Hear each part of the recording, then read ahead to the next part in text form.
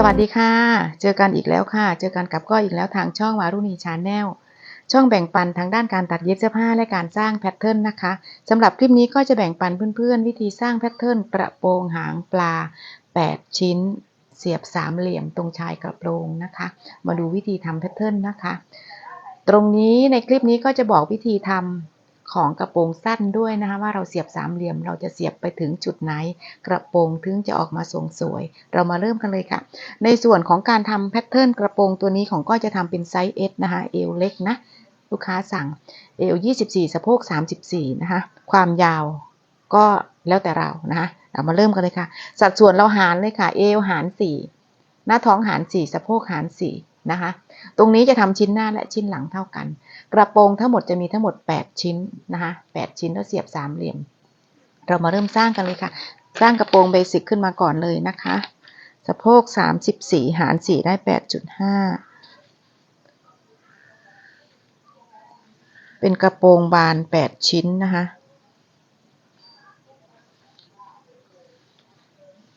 เสียบสามเหลี่ยมค่ะเสียบสามเหลี่ยมตรงรอยตะเข็บรอยต่อนะคะตรงข้างสร้างกระโปรงพื้นฐานขึ้นมาเลยค่ะวัดจากริมกระดาษขวามือเราที่เราจับดินสอหน้าลงมา10เซนหรือ4นิ้วตัวเลขตัวเดียวกันเบสิกการสร้างแพทเทิร์นนะคะจากริมกระดาษวัดลงมา20เซนขีดเส้นค่ะ10เซนแบ่งครึ่งเป็นเส้นหน้าท้องนะคะเป็นเส้นสะโพกบนนี่ค่ะ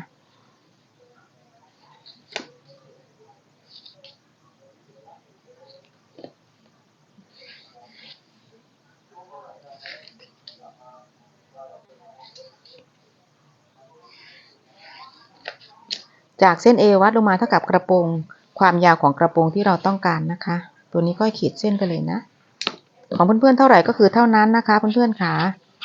กระโปรงยาวในส่วนของหางปลาที่ทำเป็นกระโปรงยาวแนะนำให้วัดเอวเข่ามาด้วยนะคะ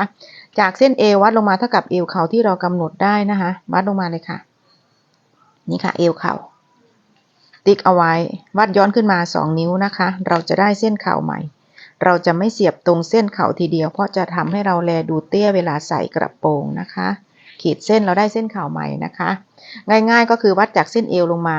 เอวเข่าเท่าไหร่ติ๊กเอาไว้วัดย้อนขึ้นมา2นิ้วขีดเส้นเราจะได้เส้นเข่าใหม่นะให้เหนือเส้นเข่าประมาณ2นิ้วนะคะไปต่อนะคะจากริมกระดาษหน้าตัวเรานะคะวัดออกไปเท่ากับสะโพกหาร4นะคะวัดออกไปเท่ากับสะโพกหาร4ติ๊กนะคะด้านบนและด้านล่างสะโพกหาร4ตีเส้นค่ะตีเส้นกรอบกระโปรงหลังจากนั้นนะคะเราจะมาหาในส่วนของเส้นหน้าท้องนะคะถ้ามีหน้าท้องก็วัดหน้าท้องมาหน้าท้องหาร4เหมือนกันกับสะโพกนะคะวัดออกไปเลยค่ะเท่ากับเส้นหน้าท้องที่เราหารได้นะคะวัดออกไปเลยค่ะตำแหน่งไว้เลยติ๊กเอาไว้เลยเอวหาร4ได้เท่าไหร่วัดออกไปจากริมกระดาษหน้าตัวเรานะคะเอวหาร4แต่ดูเทคนิคการเก็บเอวด้วยนะคะเราจะเก็บแบบไหนถ้าเราไม่ต้องการเกล็ดในส่วนของลูกค้าที่เอวเล็กสะโพกใหญ่นะคะเอว24หาร4ได้6ติ๊กนี่คือเส้นเอวที่เราหาร4ได้ติ๊กค่ะทีนี้เราก็วัดออกไปเลยค่ะจำนวนประมาณ4เซนอยู่ประมาณนี้เส้นโค้งเอวเราก็จะประมาณสวยพอดีสวยใช้แม่บรรทัดโค้งเลยค่ะจากเส้นที่เราบวกเกล็ดออกไป4เซนนะคะในกรณีที่คนเอวเล็กสะโพกใหญ่ตรงนี้จะอยู่ประมาณ4เซนหรือ5เซนนะคะในการบวกเกล็ดแต่ถ้าคนเอวเล็กนะคะขอโทษค่ะถ้าคนเอวหนาสะโพกเล็กไม่จำเป็นต้องมีเกล็ด4เซนนะในการบวกเกล็ดบวก1เซนก็ได้นะคะตามสัดส่วนของเราตรงนี้ก็ไปต่อนะขีดจุดจากที่เราบวกเกล็ดหาเส้นหน้าท้องหาเส้นสะโพกเลยค่ะให้เกิดเส้นลักษณะนี้นะคะหลังจากนั้นเราจะมาหาในส่วนของเกล็ดช่องไฟในการหาเกล็ดเราจะได้ตามสัดส่วนของเรานะคะการหาช่องไฟตรงนี้นะคะหาไว้ก่อนเลยคือเบสิกการสร้างแพทเทิร์นกระโปรงนะคะจากจุดที่เราบวกเกล็ดเข้าไปหาเส้นสันทบตรงกลางหน้าเราวัดได้เท่าไหร่หาร3นะคะหาร3เลยค่ะเบสิกเลยนะคะหาร3เลยนี่ค่ะหาร3ให้เท่ากันนะคะ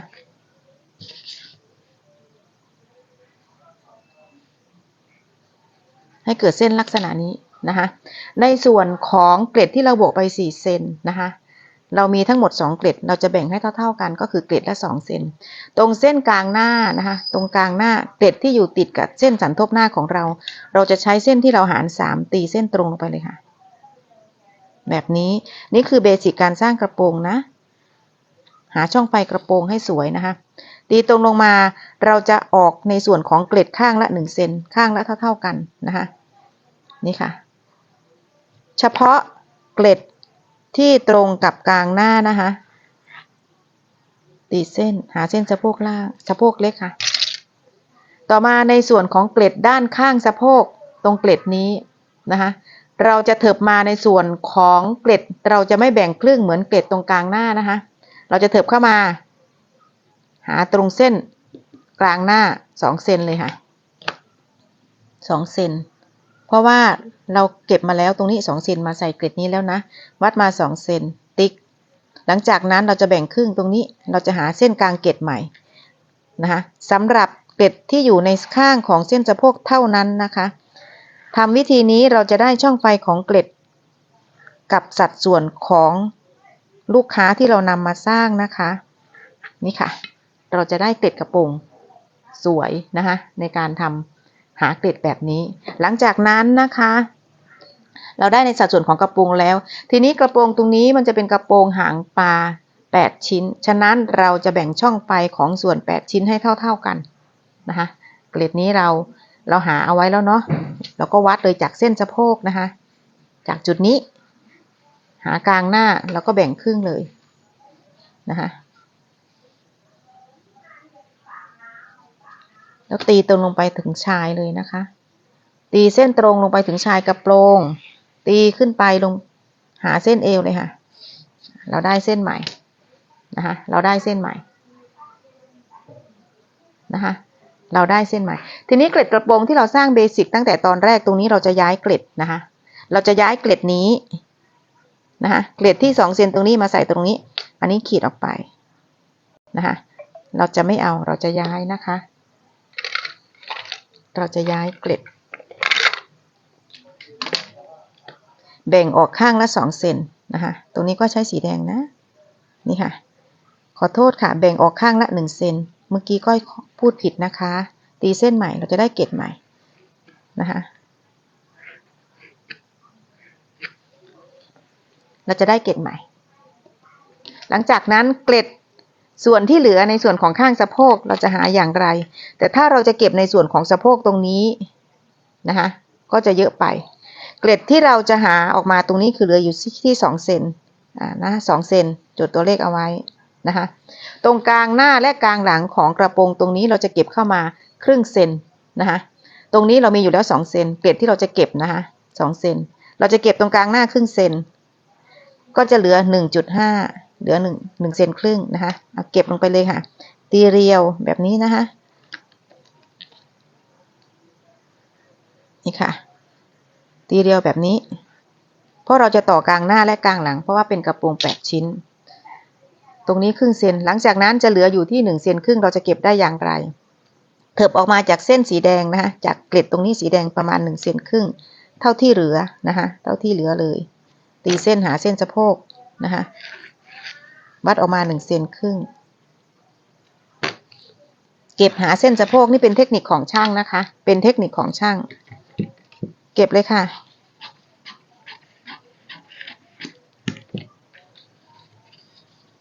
เก็บแบบนี้นะนี่ค่ะ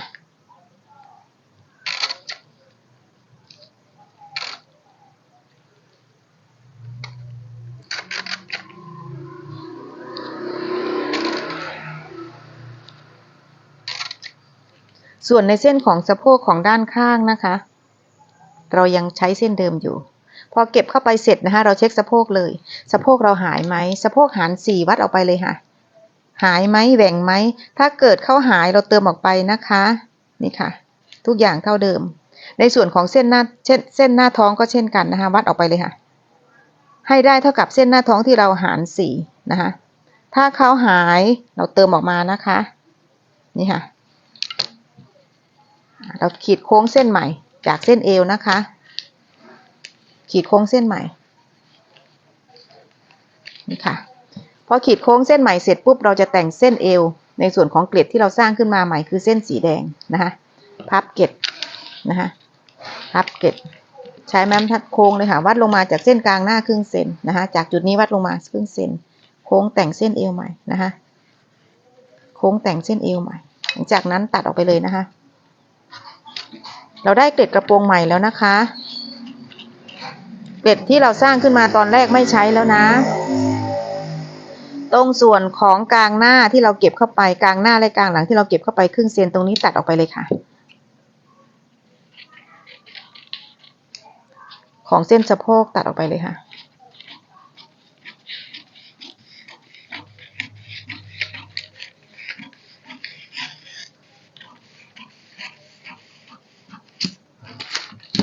ต่อมาการเสียบสามเหลี่ยมนะคะการเสียบสามเหลี่ยมของกระโปรงยาวนะคะตีตรงลงไปเส้นนี้เราจะตัดต่อนะคะเส้นนี้เราจะตัดต่อตรงนี้เป็นเส้นเข่านะคะเส้นเข่า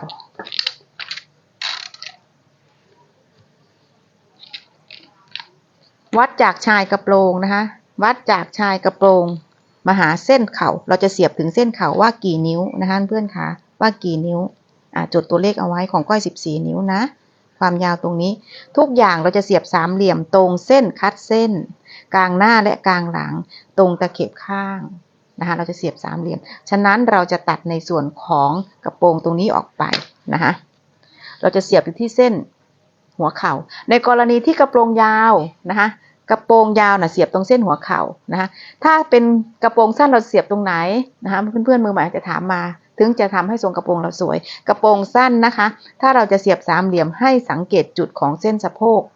เส้นสะโพกล่างเราจะเสียบสามเหลี่ยมให้ถึงจุดเส้นสูงสุดให้ถึงแค่เส้นสะโพกล่างนะคะอย่าให้เกินเส้นสะโพกล่างนะคะถ้าเกิดเลยเส้นสะโพกขึ้นไปปุ๊บกระโปรงเราจะหลวมทันทีฉะนั้นถ้าเสียบนะถ้ากระโปรงสั้นมากก็เสียบถึงเส้นสะโพกบนสะโพกล่างนะคะตรงเส้นสะโพกนี้นะคะ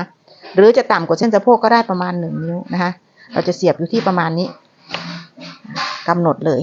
ในการของกระโปรงสั้นนะคะตรงเส้นหัวเข่าคือเส้นกระโปรงยาวหางปลายาวถึงพื้นนะคะมาต่อเลยนะคะอันนี้ก็จะตัดออกไปนะเวลาเราตัดกระดาษแพทเทิร์นเราก็จะตัดตามเส้นสีแดงนะคะ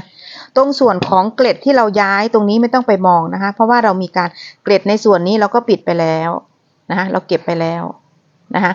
เกล็ดตรงที่ด้านหน้าเราก็มาย้ายเป็นเกล็ดเส้นสีแดงไปแล้วตรงนี้ไม่ต้องไปมองนะคะเราจะได้สัดส่วนเท่าเดิมที่เราหาร4นะคะตัดออกไป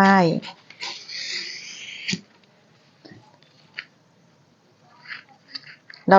จะได้แพทเทิร์นกระโปรงนะคะในส่วนของกระโปรงชิ้นนี้แผ่นนี้แพทเทิร์นนะคะตัดต่อกลางหน้าและกลางหลังหน้าและหลังชิ้นเดียวกันหน้าคูณหลังนะคะชิ้นนี้ก็หน้าคูณหลังเช่นกันนะคะชิ้นหน้าตัด2ชิ้นชิ้นหลังตัด2ชิ้นแพทเทิร์นแผ่นนี้นะคะแพทเทิร์นแผ่นนี้ชิ้นหน้าตัด2ชิ้นชิ้นหลังตัด2ชิ้นในแพทเทิร์นเดียวนะคะต่อมาเราจะมาทำสามเหลี่ยมในการเสียบนะคะเราวัดเอาไว้แล้วนะคะในส่วนของความยาวของสามเหลี่ยมที่เราจะเสียบจากเส้นชายถึงเส้นหัวเข่ากี่นิ้ว14นิ้วมาเลยค่ะแล้วก็เดี๋ยวจะประกอบให้ดูในของแพทเทิร์นด้วยนะคะว่าเราจะเสียบแบบไหนในการเสียบสามเหลี่ยมนะคะนำกระดาษมาค่ะปกติที่ก้อยทำให้ลูกค้านะคะการเสียบกระโปรงสามเหลี่ยมหางปลาทรงยาวทบแบบนี้นะคะเพื่อนๆค่ะทบกระดาษเข้าไปทบเลยนี่ค่ะตรงขวามือเราขีดเส้นฉากเป็นเส้นนำไว้ก่อนนะคะเป็นเส้นนำไว้ก่อนวัดออกไปในความบานของสามเหลี่ยมที่เราจะทำนะคะวัดออกไป3 นิ้ว3 นิ้วสันทบกระดาษกลางออกมาก็จะได้6 นิ้วนะคะต่อมาเราก็ตีเส้นขึ้นไปเลยค่ะเมื่อกี้เราวัดได้14 นิ้วถูกต้องไหมคะชายกระโปรงของเราไม่ว่าจะเป็นกระโปรงสั้นหรือกระโปรงยาวก็แล้วแต่นะคะทำแบบนี้วัดไว้ว่า14 นิ้วตรงจุดนี้เอียงไม้บรรทัดเลยค่ะเลข14 นิ้วนะคะเอาวางไว้ตรงจุดที่เราร่างขึ้นมาตรงนี้นี่ค่ะเอียงหาเส้นสันทบกระดาษตีเส้นเลยค่ะนี่ค่ะ14 นิ้วนี่ค่ะแล้วเราก็วนเลยค่ะวนในส่วนนี้นี่ค่ะวนในส่วนนี้เลย โค้งใหม่นะคะการที่วัดออกไป3 นิ้วเยอะไหมไม่เยอะค่ะแต่ถ้าเราอยากได้บานกว่านี้เราสามารถทำบานกว่านี้ได้นะคะตัวนี้ของก้อย3 นิ้วนะคะสันทบกระดาษ3 นิ้วเวลากางแพทเทิร์นออกไปก็จะได้อยู่ที่6 นิ้วนะคะความบาน6 นิ้วอย่าลืมว่ากระโปรงของเรา8 ชิ้นนะคะกระดาษแพทเทิร์นชิ้นนี้ตัด3 เหลี่ยม8 ชิ้นนะเสียบรอบกระโปรงเลยนะคะมีการพอเรากางออกมาเสร็จปุ๊บเส้นสันทบเราขีดเส้นไว้เลยเป็นเส้นตรงเวลาเราไปตัดผ้านะคะเส้นนี้เป็นเส้นนำในการวางตัดผ้าให้เป็นเส้นตรงนะคะในการตัดผ้าให้เป็นเส้นตรงต่อมาเราจะมากรอบแบบไหนนะคะตรงนี้นะคะเพื่อนๆขา6 นิ้วตรงนี้ไม่ได้เยอะนะไม่ได้เยอะแล้วก็ไม่ได้น้อยแต่ถ้าเพื่อนๆอยากได้กระโปรงบานมากๆเวอร์ๆนะคะเราสามารถตีบานออกไปได้ตามชอบนะคะสันทบเข้าไปไม่ว่าจะเป็น3 นิ้ว4 นิ้ว5 นิ้ว6 นิ้วได้หมดนะคะแล้วแต่เราและแล้วแต่จำนวนผ้าที่เราต้องการแล้วแต่ลูกค้าสั่งนะคะมาประกอบเลยนะคะตรงจุดนี้การทำกระโปรงสั้นทำ3 เหลี่ยมก็เหมือนกันนะคะความยาวก็เหมือนกันความบานของที่จะเสียบ3 เหลี่ยมกระโปรงสั้นก็ทำเหมือนกันขึ้นอยู่กับเรานะคะหลังจากที่เราตัดกระโปรงเสร็จแล้วเรียบร้อยตัดผ้าเสร็จแล้วเรียบร้อยเราก็จะมาประกอบในส่วนนี้คือการเย็บนะคะเพื่อนขาให้เราเย็บล็อกข้างบนไว้ก่อนนะคะเย็บล็อกข้างบนไว้ก่อนนะคะเย็บลงมาถึงเส้นหัวเข่าเย็บล็อกไว้เลยนะคะเย็บล็อกแล้วปล่อยไว้อย่างนี้นะคะเดี๋ยวก็จะแปะสกอตเทปเลยนะคะทุกส่วนนะคะไม่ว่าจะเป็นตะเข็บข้างหรือว่ากลางหน้าและกลางหลังตรงนี้เราสามารถติดซิปข้างหรือซิปกลางหลังได้นะคะแล้วแต่เรานะคะก็วัดลงมาจากเส้นเอว8 นิ้วปกติทั่วไปนะคะนี่ค่ะอันนี้เราก็ต่อซะต่อในส่วนของผ้าที่เราตัดนะคะ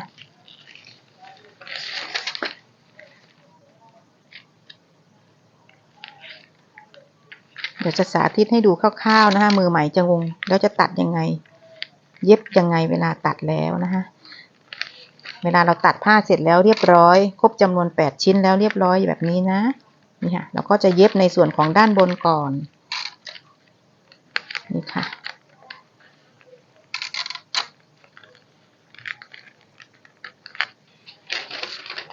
ให้เหลือตรงหัวเข่าเราล็อกเอาไว้นะคะย้ำเอาไว้แล้วล็อกเอาไว้เสร็จนะคะยังไม่ต้องไปตัดตะเข็บพงนะคะยังไม่ต้องไปตัดตะเข็บพงนะคะนี่ค่ะเหลือไว้อย่างนี้แล้วนำผ้าที่เราตัดเสร็จแล้วตรงนี้มาต่อทีละข้างในส่วนของ3 เหลี่ยมกระโปรงนะคะนี่ค่ะเรามาต่อผ้าตรงนี้จะ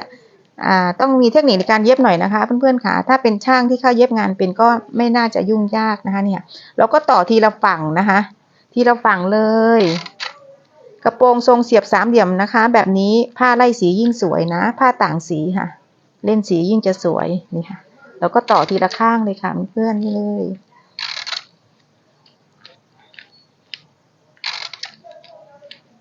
เย็บต่อทีละข้างเลยนะคะพอเราเย็บฝั่งนี้เสร็จเราก็มาเปิดต่ออีกฝั่งหนึ่งทำแบบนี้จนกว่าจะครบ8 ชิ้นรอบตัวนะคะการต่อเสียบ3 เหลี่ยมนะคะกระโปรงสั้นก็ทำเหมือนกันนะคะการเย็บก็ทำเหมือนกันแบบนี้นะคะ